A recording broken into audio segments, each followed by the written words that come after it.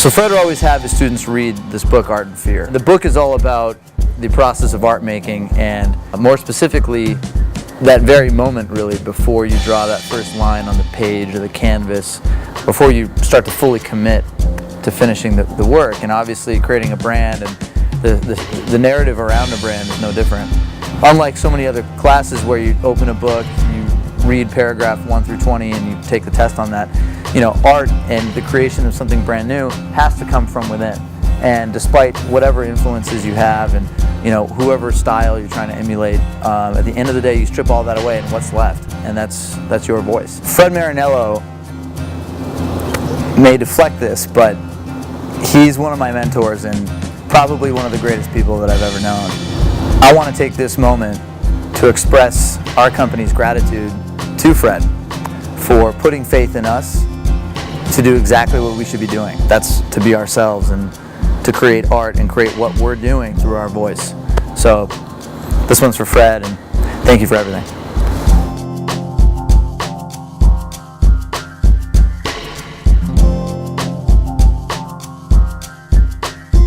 I stuck with Art and Fear because it was a book written by two creative people who suffered through the process, talked about it, discussed it, had a dialogue, and actually wrote it down.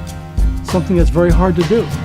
I'd never run across a better piece of what it's like to be creative, to know that everything is not about success, it's not about failure, it's not about just the end results. It's about living the process, failing, succeeding, redoing, and making it work and having a life. That's Art and Fear.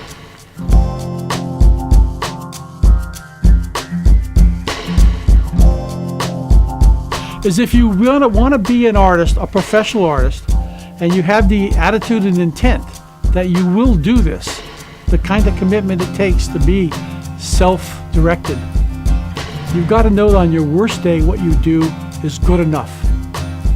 And that blank page is only blank because you haven't made a mark on it yet. And the minute you make a mark, you own that page. And from then on, it's your responsibility. I knew from a very young age that I was visual and kinetic. I needed to move, and I loved to express things that were in my mind visually. That didn't necessarily translate that I knew I wanted to be an artist, but I knew that I had no recourse but to submit myself to things like dance and drawing and stuff so that my self could come out. I think people are born artists in terms of that they need to be creative. I think though to be a visual artist, like being a dancer or a musician, means that you have to pay the price of learning the fundamentals. Once you learn the fundamentals, as a creative person, you have every right to let them go and discard them and recreate them. But it's a place to start. It's a place to start within the conventions of your culture. And you only have your culture to work with, to start with. And the idea, of course, is that you will make it more personal and maybe even change the paradigm.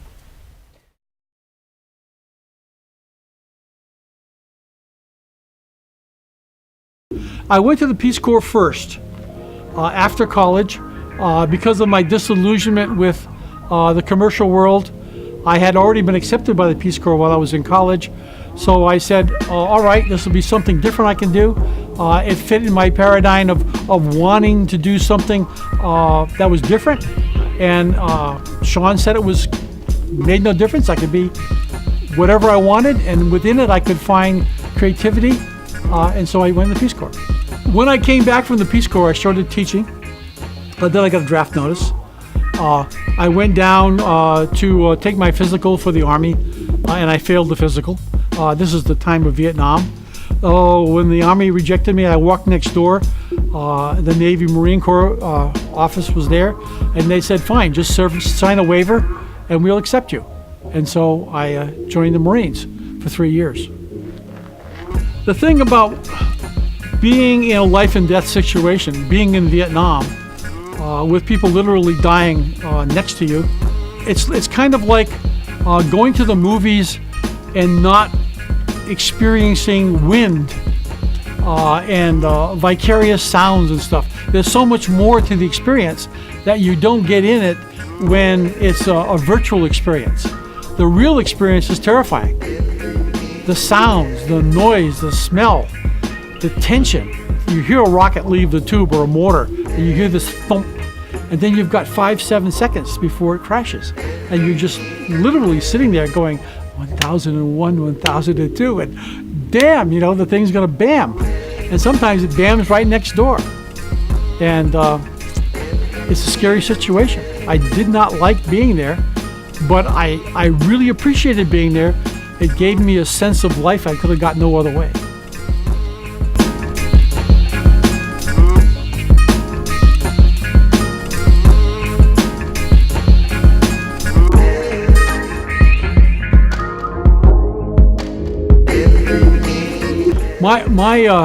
My hero in art is a man named Paul Klee.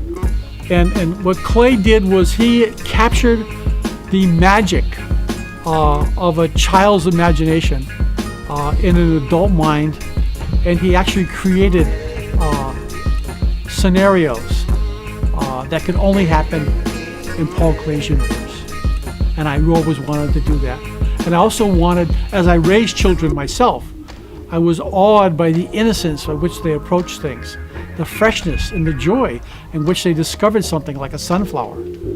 And so as I grew older, I think I regressed in what I wanted out of a piece of artwork.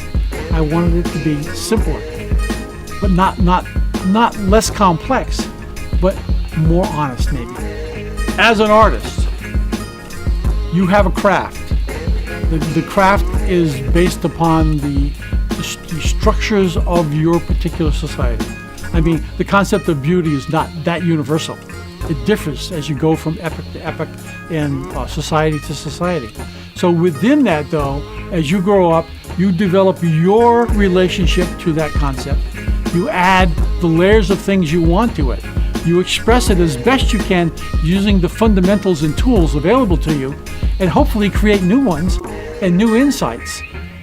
That freedom to make mistakes, that freedom to go ahead and create things that did not exist before is just wonderful. And oftentimes, when you create things, you do a thing and you're done with it and you walk away from it and you say, who did that?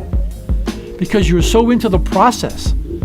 I mean, at the point of creativity, all the artist really owns is the process. Then there's an outcome, the output, the thing that's left.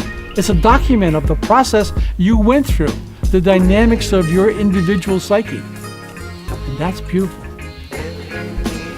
When I came out of college, I started freelancing. I was a little too successful. I had lots and lots of jobs.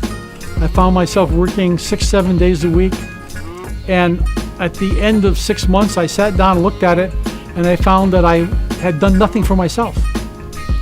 Not only that, I was doing inane and insipid crap for clients who didn't really know what it is they wanted. So I actually bailed on the commercial world very, very fast in my career. Yeah, in the early 50s, I came across Ben Shahn and his lectures at Yale. I even got to attend one of them. And the thing it did was the Shape of Content, the book that came out of those lectures, gave me permission that no matter what I did in life, even if I picked potatoes in the field, it was a visceral artistic experience and I could learn creative things from it. And it was important that I might get an education, but it wasn't important just to get an education. It was as equally important.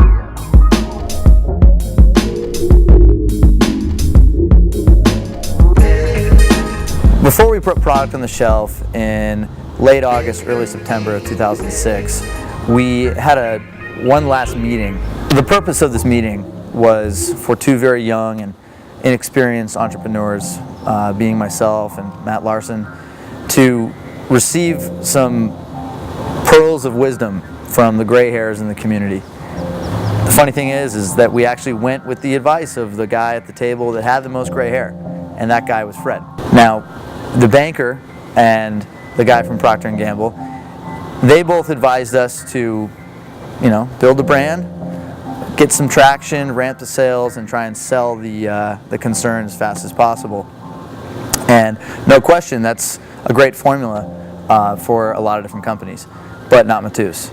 The whole point is to make art unique and to make it different and to have there be an independent voice that comes through. And so Fred said, you guys have this great opportunity to be whatever you want, and you guys can do it, so go ahead and do it. And he kept pumping his fist, just ever so subtly, but just like that. Look at your work and it tells you how it is when you hold back or when you embrace. When you are lazy, your art is lazy. When you hold back, it holds back. When you hesitate, it stands there staring, hands in its pockets. But when you commit, it comes on like blazes. In a few words that are 4-lettered, and I can't use them in this context.